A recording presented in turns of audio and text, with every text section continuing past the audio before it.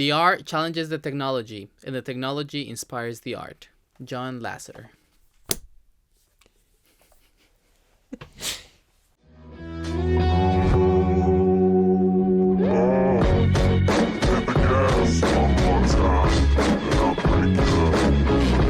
Hello. Welcome back to Uncut, and welcome back to another movie review. Today, we're reviewing the one and only Godzilla X Kong. The New Empire.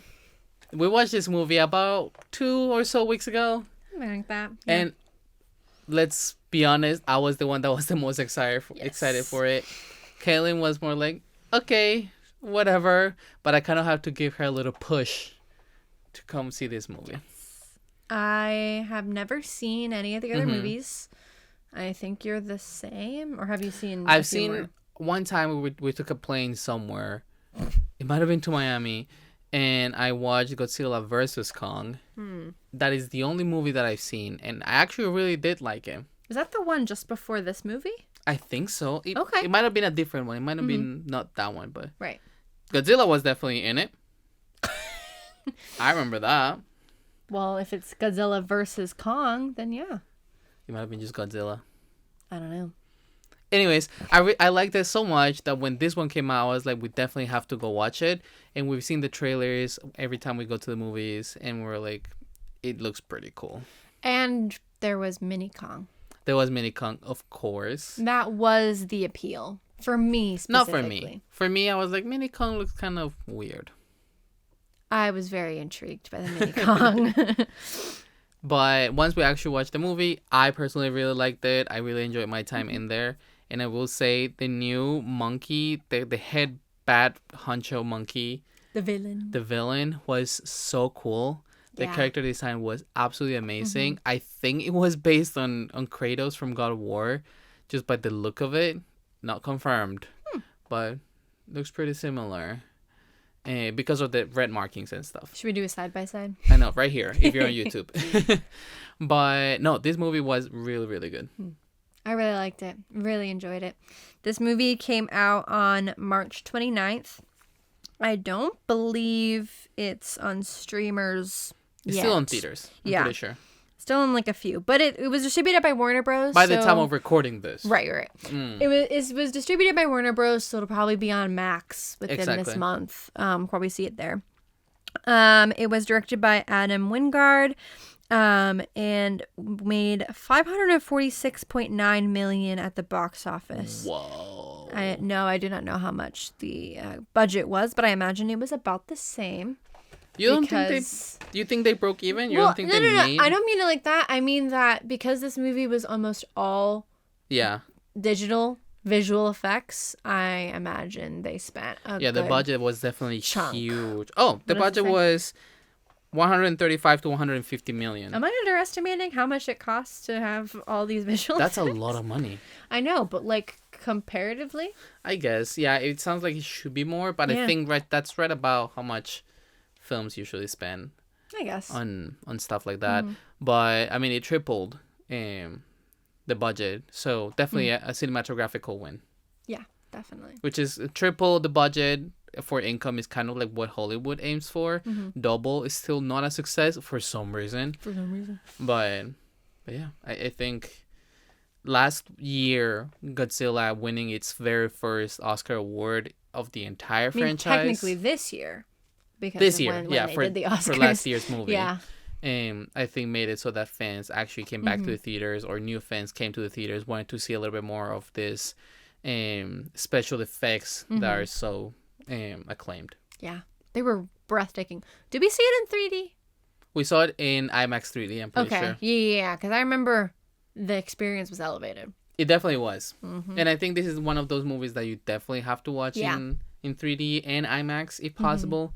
We had the same feeling with Dune. Dune we didn't watch in 3D. We watched it in IMAX. But it was the sound, I think, that really helped.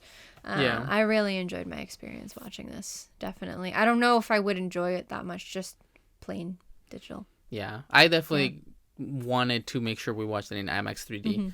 Because it was just one of those movies that you will definitely enjoy more than just in bed watching. Right. Definitely. Overall, I I mean, I guess the plot was... It was basic. Yeah. It was... What was it? Like, Kong is alone, kind of lonely. Yeah, so, I mean, backstory. Yeah. Godzilla versus Kong. They don't like each other. But now they're cordial to an extent. Not at all. No? If they see each other, they'll kill each other. Oh, lovely. The humans managed to make it so that Godzilla stays in the above Earth, because they figured out that there was a inside the Earth world. So Godzilla stays above the Earth and actually fights other kaijus, which is like just big monsters that come around because Godzilla hates them. So it kind of helps humanity.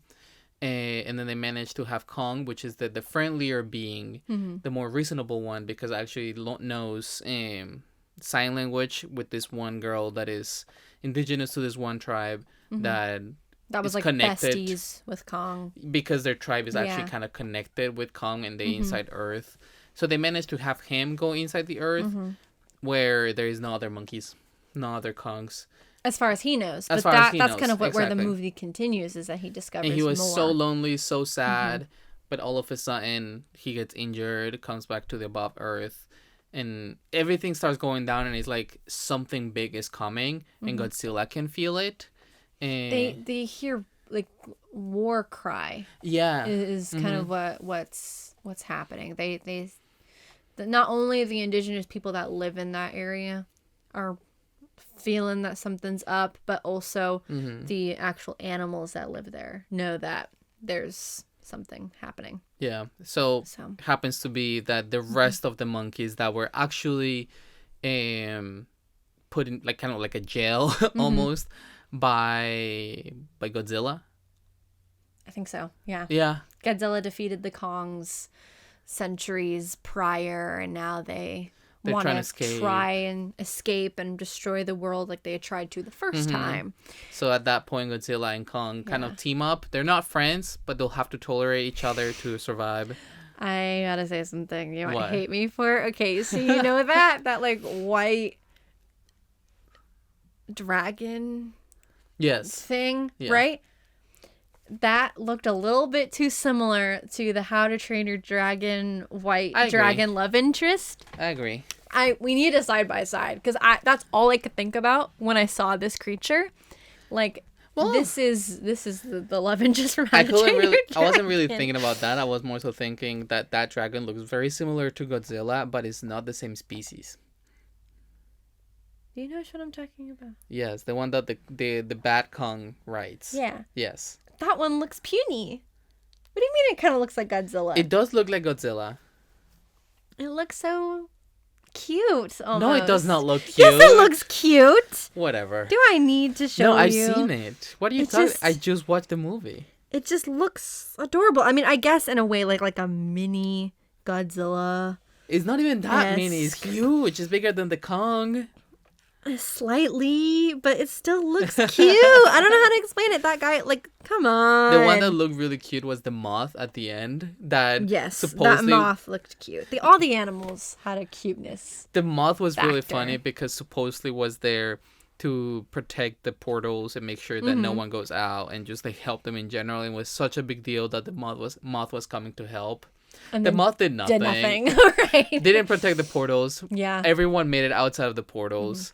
That's actually what one of the reviews was talking about, is how there was so much happening. You didn't have enough time to sit and like think about the situation that you're in. I think that's fine. It moved from location to location to location. That's like one of the criticisms. I don't really mind that, because in reality, if this were to happen in real life, that's how it will go down. It would happen quick. Yeah, because they're literally trying to get out of inside the Earth.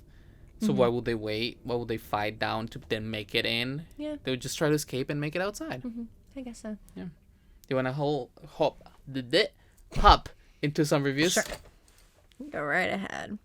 So this first one is from IGN.com. I don't remember if this was... Okay, yeah. This is the positive one. The one after this is not as positive. So, You've got to respect when a movie knows its audience. Godzilla x Kong, The New Empire is effectively what would happen if you took a thread from r/Godzilla and put it up on screen. A visually stunning sensory extravaganza that's all crescendo and no buildup. The stakes are high, though not quite firmly established, and the entire film presents action payoff after action payoff. It's utterly breathless, unless that breath is bellowing out a massive steam of ice or fire. Especially in IMAX, it's a 1 hour and 55-minute amusement park ride. Yep. I was oohing and awing through the entire thing, wondering what was lurking around the next corner. Or as this outlandish universe would have it, behind the electrified plasma wall. I just couldn't take it too personally when it didn't all quite add up. Okay.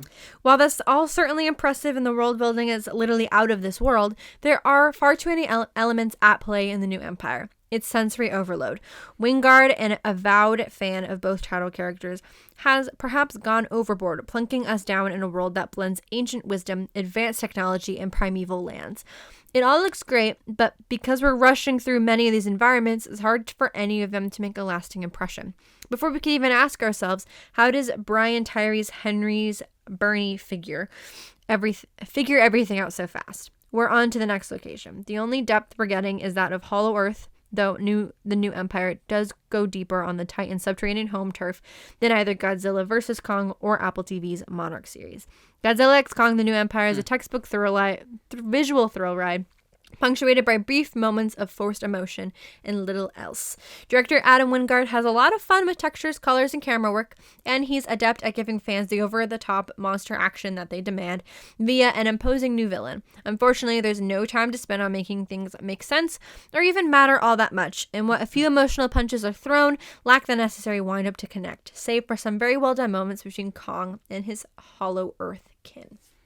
I think this is the kind of movie that I never go into the theaters thinking that I'm about to have a cry moment or that I'm going to be in my feelings. This is the kind of movie. You just want punching and action. Oh, yeah. Which is what you get. This is like Transformers kind of vibe. Mm-hmm. Even though in Transformers I do expect a little bit more emotion because there's always the one character that has your heart. But in this one, it's like, no, I'm there and I better see some special effects. Yeah. When I'm in the theater, I better see Godzilla punching someone. I better see Kong fighting Godzilla. You know? Yeah. It's never like, oh, but Godzilla's not finding a lover or, you know, I'm never sad or I'm never looking for some drama. I'm looking for fights. What do you think about the subplot with the girl discovering who she really is? I really liked it. I think it was cute. I think it was well done. It was really interesting because it kind of connects to Godzilla, to Kong feeling lonely because she was feeling like she didn't belong anywhere. And I was really going through it with the adoptive mom throughout the whole film, feeling like, oh, but she belongs here, but it's like my little baby. So I think I like that subplot. Again, connecting it to Kong because they were both feeling lonely and they both have that connection within each other anyways. And at the end, seeing that special moment within the mom and the little girl is so cool. See, I think that plot was good. The way that the plot kind of diverged into like, oh, she's part of some prophecy to bring back the weird. Moth. I feel like that felt disconnected. Especially, again, because the moth didn't really matter that much. Yeah. The moth didn't really change the trajectory of the fight that really much. It helped overall. A little bit. She was helpful in getting Godzilla and Kong in the same place as the main villain. But I think... And it was really cool looking. Yes. But I think we could have done without that weird subplot. I agree.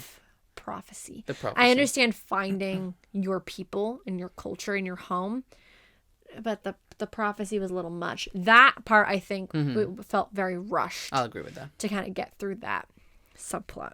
I would have liked a little bit more of the indigenous people, because I think that part was really cool. And them being a part of the fight. They weren't even a part of the main fight. No, not at all. So I kind of wonder how you could have incorporated them better. Because they weren't there in the last fight, you almost forgot that they were there to begin with. I feel like there's gotta be something behind the scenes that was caught between them and the little girl and the moth that just wasn't used for the final cut for maybe for budget reasons or something. But I'm sure there was something else that they wanted to do with it. And they just didn't get to it. There was like this one time where I was like, where did she come from? Like, where was she this whole time? Like, I had no idea where she even was in space or time. It felt like very weird seeing her again because I was like, oh, you left. I thought you like dipped. We're watching Kong and Godzilla now. The only thing that the moth did was making the wall again after the fight. Yeah. Just putting up the wall, the jelly looking wall again. Yeah. But neither here nor there. Now we go to the negative review. This is from citybeat.com. Godzilla x Kong director Adam Wingard continues the MonsterVerse tradition of making a proudly mid-popcorn flick where the computer-generated monsters are more fully realized than the real-life characters. The jumble of a story is obviously cribbed, I don't know what that means, from other movie franchises, and the soundtrack is punctuated with kitschy, ironic needle drops like Jim Reeves's Welcome to My World and Badfinger's Day After Day. As always, the fight sequences are some wildly staged affairs, as the monsters occasionally pop up on land and decimate cities like Cairo and Rome during their matchups. This installment is a must for those who ever wanted to see Godzilla and Kong F up the pyramids while carrying on like they're in a backyard wrestling video. Although the sight of Godzilla and Kong teaming up, some oppressive A, may seem like the biggest twin where have you been moment in pop culture right now, Empire is some half-aid escapism, just like all the previous MonsterVerse entries. Wingard and company put so much effort into making the Godzilla/Kong part so real and convincing that it looks like they lazily threw together the scenes with real people during a weekend of reshoots. Considering how the Toho produced Godzilla -1 from last winter won over critics, audiences, and Oscar voters, eventually getting a Best Visual Effects Oscar earlier this month, perhaps Warner and Legendary should holla at those filmmakers for help on the next MonsterVerse installment. If they're going to continue with this forgetful franchise, shouldn't they get with the people who not only do giant monster movies well, but come up with the thing in the first place? I think... What? I told you it wasn't a positive review. They seem kind of done with the franchise as a whole. I don't think it's forgetful at all. I feel like we're just now getting to the good part. Realize how many movies there's been? You think we're just now getting to the good Ain't part? Nobody watching the 1900s movies. No. The 1900s. They're going to make everybody feel old. No. I'm not talking 1990s. I'm talking like I know, but the 1950s. It just felt like you're encapsulating all of the movies. All of the Godzilla and Kong movies that were made in the 1900s.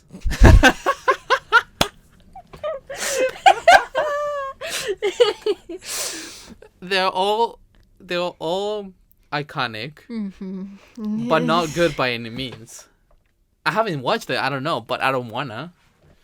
But I think right now, with how far special effects have come and visual effects have come, we're now getting to the part in which we can actually have Godzilla x Kong. Yeah.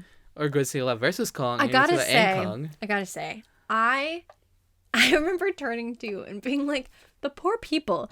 The amount of times that the cities were just blown to bits by these guys. That was in my mind 24/7. Where did the people go? I was like, they couldn't have run away. This apartment building is then people are running there. They had no time to drive. And it's so funny. I'm gonna bring this up because it was so funny. Transformers. Yeah. I was sitting watching one of the Transformers movies. I think was it the first one? We were watching the very first Transformers. The very first Transformers movie. I was like, why have these people not left? Why are these people still in the city? Why are there people still running? Like 30 minutes into the fight, people are still running away. They had so much time to get away. Whereas in this movie, it's like, you had no chance. I am so sorry.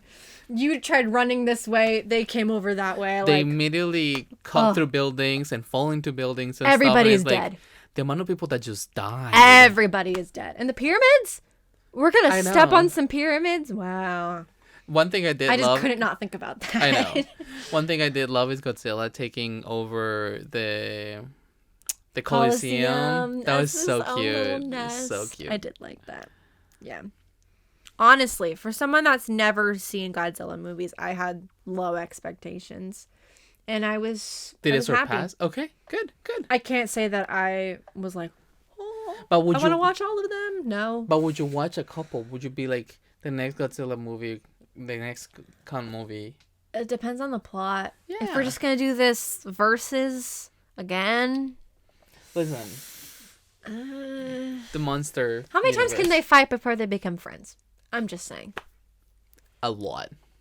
Well, then I will get bored. Tell that to Jason and Freddy Krueger. Jason X Krueger. Right. Oh man, but I really I had a lot of fun with this movie, and I will definitely say if you like monsters and Pacific Rim and fights and Transformers, go watch this movie. It's a good time, especially in 3D, especially in IMAX. At least for they were saying over stimulation, but I think it's just a lot of impact all at once. Yeah, I could agree with that. Yeah. How many clapping boards out of 5?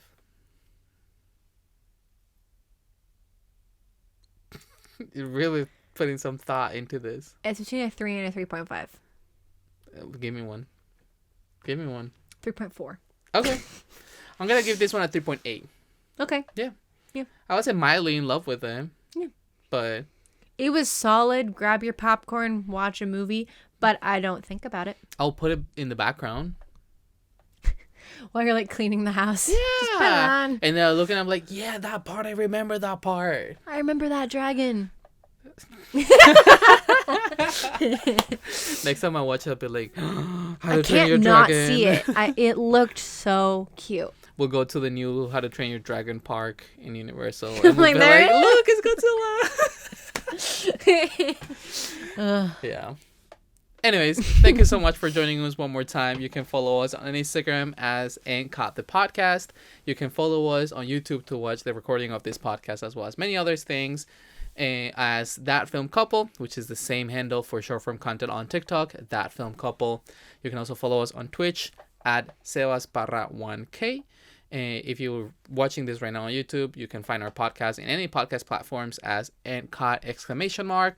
And lastly, you can also follow me on Instagram as Sebi.mp4. You can follow me at Caitlin.mp4.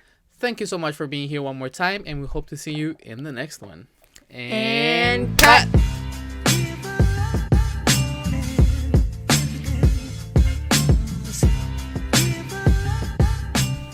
Yeah, baby! There we go.